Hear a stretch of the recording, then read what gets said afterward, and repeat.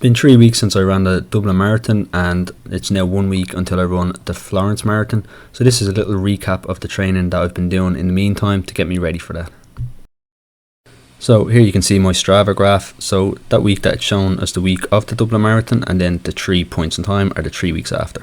So I'll be breaking down the first 2 of those weeks in this video. That first week I ran just under 88 kilometers, and then the second week was basically my peak week before beginning my taper for the Florence Marathon, and that was just under 150 kilometers for the week. So the Dublin Marathon was on the Sunday. My first run back the week following that was on the Tuesday. I just did a 40-minute run, so I covered about 7 to 8 kilometers, and I just did this at a recovery pace. If you go back and watch the YouTube video for the marathon, you'll find out why my legs weren't too bad. But yeah, so I just did this to sort of test where the body was at and just to get the body moving again. So that run on the Tuesday went pretty good. The body wasn't too tired or anything. So I decided on the Wednesday I'd push it a bit further and see how it got on. So I began with 1 hour of zone 2. So this is done at my recovery pace, and then I pushed on to a more kind of aerobic endurance pace, which I call my zone 3. So overall I covered 20 kilometers in about 1 hour and 43 minutes. And 1 hour that was at zone 2, and then about 43 minutes at my zone 3 kind of aerobic endurance pace.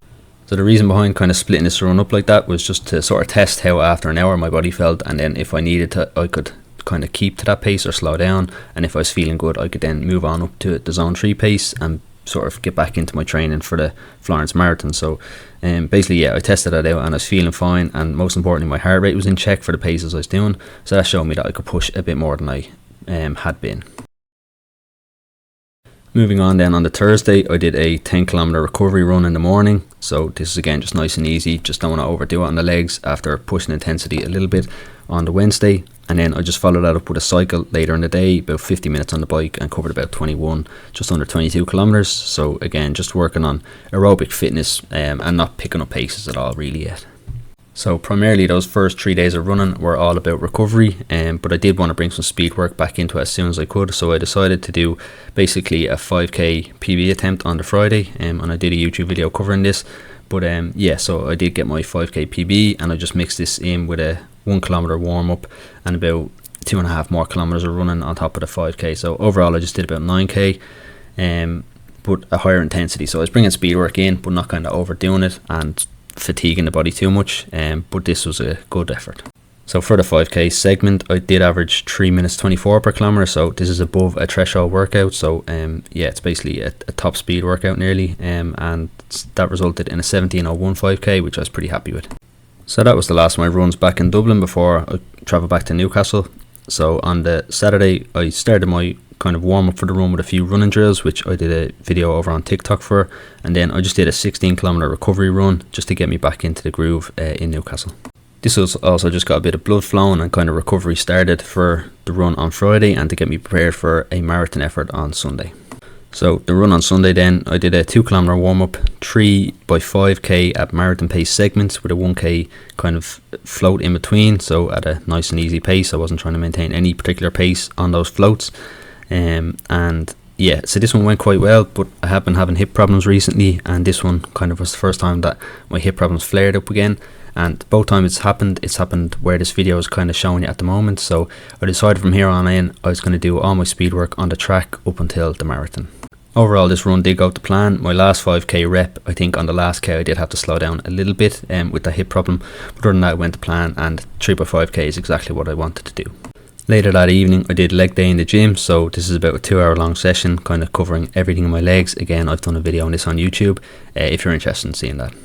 So to begin next week, this is my peak week of training for the Florence Marathon, so I was aiming to hit about 150 kilometers for this week.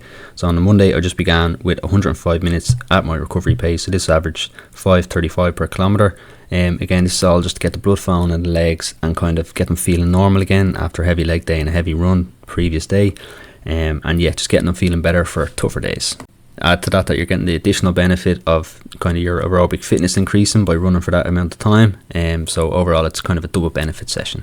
Then on the Tuesday I followed this up with a pretty similar session, so again recovery pace 110 minutes this time. I just chose a different route and it was a little bit longer. So the previous day I'd covered 19 kilometers, this time I covered 20, so it's just about a 5-minute difference. And again, same purpose behind it, get me ready for a tougher speed session on Wednesday and just increase that aerobic fitness. So then moving on to Wednesday, my speed day, and as mentioned, I went to the track to do this. So this was a threshold session, so I did 2x6k at threshold with a 1k float, and then I finished that up with a final rep of a 2k at threshold.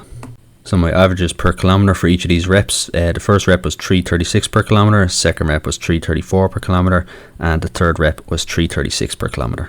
So in total that's about 50 minutes of threshold work, which is really solid and a great fitness benefit. So follow this up then on the Thursday with another recovery run. So this time it was 125 minutes at recovery, so just over 2 hours of recovery pace.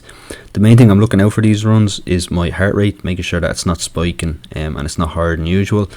So if it's kind of in and around where I expect, which for this is around 136 beats per minute, then I'm happy, I can just keep going. If it's running high, it means my body's probably fatigued. So this is showing that my body was able to handle that speed session the previous day, and that it's good to keep going with my training.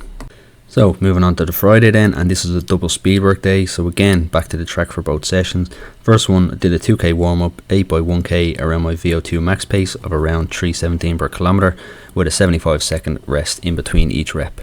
So this is just bringing up my kind of endurance for that running around top speed. Well, not top speed, but quite a fast, sustainable speed for the distance of a kilometre. And this will kind of raise the floor of my other speeds. So it's a good session to do. Followed this up later on in the day with another kind of VO2 max session. So again, a 2k warm up, 20x400 meters, which is one lap of the track, and this was again looking to aim for around an 80 seconds or faster pace per rep, which is probably a little bit faster than the previous VO2 max pace that I was referring to.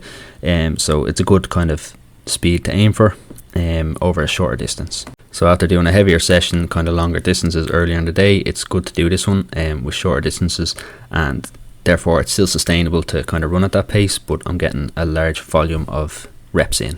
So between these two sessions, again, I got about 50 minutes of speed work in, so it's another really good day of work. So then moving on to Saturday, and I did 50 minutes at a recovery pace.